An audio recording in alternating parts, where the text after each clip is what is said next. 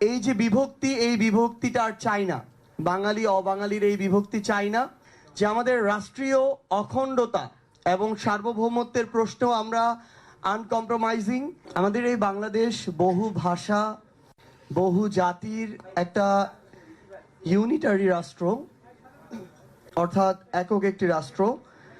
আমরা এটার আসলে বাস্তবায়ন চাই এবং আমরা সকল জাতিসত্তার সাংবিধানিক স্বীকৃতিটা চাই। আমরা আদিবাসী, উপজাতি, ক্ষুদ্র নৃগোষ্ঠী এই ভেদাভেদগুলোকে একপাশে রেখে আমরা বরং সবাইকে জাতি বলে সম্বোধন করতে চাই, যেটা আমাদের জুলাই সনদে অন্তর্ভুক্ত করা হয়েছে। এটার জন্য আমাদের যে গোড়া, যেটা যে ৭২-এর সংবিধান, সেই জায়গার সংস্কারটা সবার আগে জরুরি। যেখানে ৬-এর ২-এ বলা রয়েছে যে আমরা এখনো বলা রয়েছে আমরা জাতি হিসেবে বাঙালি এবং নাগরিক হিসেবে বাংলাদেশি। তো জাতি হিসেবে আসলে আমরা সবাই তো বাঙালি না, এটাই তো সত্য।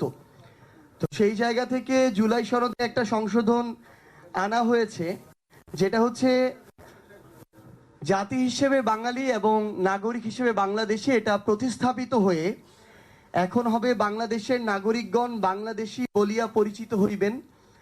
আমরা চাই এই যে গণভোটের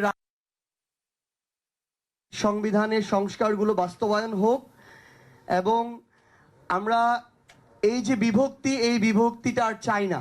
বাঙালি অবাঙালির এই বিভক্তি চাই না। আমরা সবাই বাংলাদেশি জাতি হিসেবে, কেউ বাঙালি, কেউ চাকমা, কেউ মারমা, কেউ হয়তো অন্য কোনো জাতির।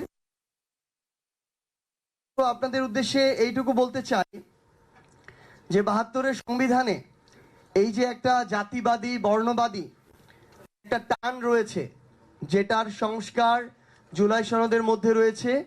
এই ধরনের আমাদের কিছু একদম গোড়া থেকে, আমাদের সৃষ্টি লগ্ন থেকে যে সমস্যাগুলো রয়েছে, সেগুলোর সমাধানটা অতি জরুরি।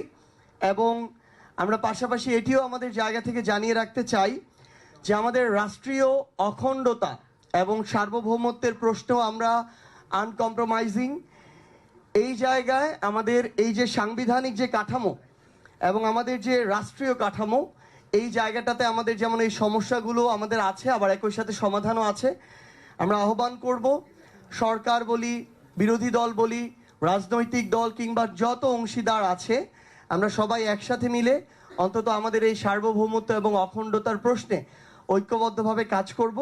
এইটুকু যদি আমরা করতে পারি, তাহলে এই ধরনের সমস্যাগুলো আমরা নিজেরাই সমাধান করে ফেলতে পারবো। সবাইকে অনেক ধন্যবাদ।